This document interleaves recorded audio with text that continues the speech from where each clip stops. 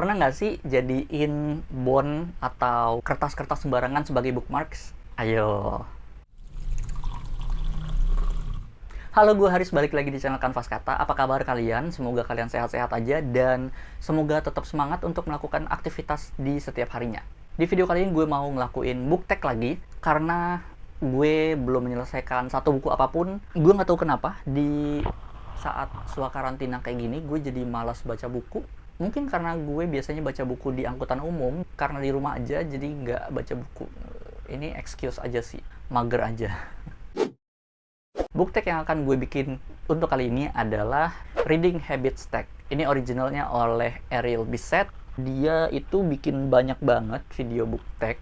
Dan tag yang kali ini menarik banget. Gue tidak di tag oleh siapapun, jadi gue bikin karena menarik aja. Langsung aja, ada 11 pertanyaan, jadi semoga kita bisa menyelesaikan ini dengan cepat.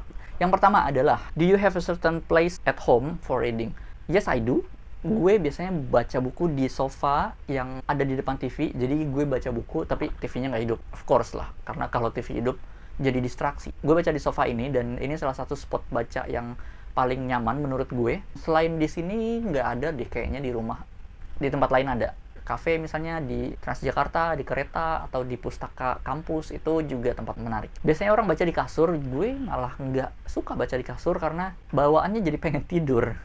Pertanyaan kedua, bookmarks or random piece of paper. Kalau gue lagi bawa bookmarks, dan biasanya sih bawa, ya gue pakai bookmarks. Tapi nggak tahu kenapa kadang gue suka lupa bawa bookmarks, atau buku yang pas gue buka ternyata nggak ada bookmarksnya. Gue manfaatin kertas-kertas sembarangan kayak bon Alfamart, Indomaret, bon ATM. Pokoknya mostly kertas-kertas bon itu gue pakai sebagai bookmarks.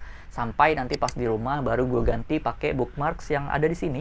Bookmarks koleksi gue. Ini salah satunya nih. Ini bon apa ya, gue nggak tahu. Coba kita lihat.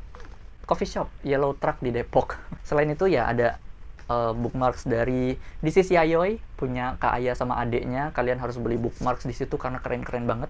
Dan bookmarks lainnya ada yang bikin, ada yang beli, ada yang dikasih, ya gitu deh. Pertanyaan ketiga, can you just stop reading or do you have to stop after a chapter or a certain amount of pages? Kalau gue lebih ke chapter sih, atau sub chapter. Setidaknya ada batasan di situ. Biasanya karena gue lupa gitu. Kalau gue berhenti di satu paragraf tertentu, di atas misalnya, gue bisa ngelanjutin dari bawah besok-besoknya karena gue lupa. Atau mungkin gue bisa lanjut dari atasnya lagi, jadinya kan nggak efektif. Nah, gue either cari chapter selesai atau cari yang kayak gini, bintang 3 gini. Itu kan biasanya stop sementara. Nah, di situ gue taruh bookmarks. Jadi gue tahu, oh ini stopnya nih gitu. Karena biasanya kalau chapter itu kan kelamaan, sementara gue udah harus pergi nih misalnya. Atau ada jarak antar paragraf yang menandakan entah itu cerita baru, timeline yang baru, pokoknya ada jarak paragraf di situ. Di beberapa buku itu juga jadi tempat stop gue biasanya. Nomor 4, do you eat or drink while reading? Kadang-kadang, tapi lebih sering iya. Biasanya air putih aja atau biasanya kopi. Ini udah jadi kebiasaan gue. Meskipun banyak orang takut melakukan hal tersebut, mungkin karena takut ketumpahan, takut remah-remahnya jatuh ke buku. Tapi gue nggak tahu kenapa, gue nyaman aja melakukannya. Meskipun emang kadang kalau gue makan kue atau crackers, emang sih remah-remahnya jatuh, tapi ya kan tinggal dibersihin gitu. Mungkin kalian pikir, ya paling yang dimakan Haris cuman kue, biskuit gitu kan. No, name it, gado-gado, ketoprak, nasi rendang, mie goreng, mie rebus, gue makan sambil baca buku, pernah. Minum air putih, kopi, teh, pernah. Selama gue nya hati-hati aja sih. Yang jelas satu buku, satu lagi untuk makan. Jadi ya bisa tidak tercampur lah. Kadang kuah mie rebus itu nyeprat-nyeprat dikit nggak apa-apa. Itu jadi kayak penanda tersendiri gitu loh. Bukunya kotor karena pernah dibaca, tapi nggak sampai yang benar-benar ketumpahan terus basah total juga. Because it would be a big disaster for me or for everyone basically. Nomor 5, multitasking, music or TV while reading. Enggak, no sama sekali. Musik, gue udah nggak denger musik. TV itu bener-bener jadi distraksi, jadi nggak mungkin gue bisa melakukan hal itu. Kecuali kalau kayak, pernah nggak sih denger di YouTube suasana cafe atau cafe ambience? Ada di YouTube, nanti gue taruh mungkin linknya atau gue taruh di sini thumbnailnya. Jadi video sepanjang 1 jam atau 2 jam tentang suara-suara orang di coffee shop. Kayak ada orang ngobrol dikit-dikit, nggak jelas, samar-samar. Terus ada suara ketikan-ketikan laptop dikit-dikit. Terus ada suara pintu kebuka sebentar-sebentar. Terus ada suara cangkir gitu, orang lagi nyiapin kopi. Completely kayak lo lagi di cafe. Jadi putar pakai headset, terus suaranya agak dikecilin, jadi nggak terlalu fokus ke sana. Menurut gue cukup ngebantu untuk menciptakan suasana nyaman. Kalau itu dibilang multitasking, berarti iya, tapi menurut gue nggak multitasking sih. Kayak lebih nyiptain suasana aja. Nomor 6, one book at a time or several at once. Of course, several at once. Gue punya TBR gue ada 1, 2, 3, 4, 5, 6, 7, 8, 9 kali TBR yang masih aktif dan menuntut gue untuk segera dituntaskan. Tapi akhirnya ya udah gue baca satu sebagian segini. Kalau gue bosan, kalau gue rasa pengen cari suasana baru, ya udah ambil buku baru, buka, baca. Besoknya gitu lagi. Ini kebiasaan yang bisa jadi baik, bisa jadi buruk, karena baiknya bisa jadi motivasi untuk menyelesaikan mereka semua. Buruknya jadi nggak kekontrol, kadang kelupaan, oh iya gue ternyata udah pernah baca buku ini, belum selesai gitu.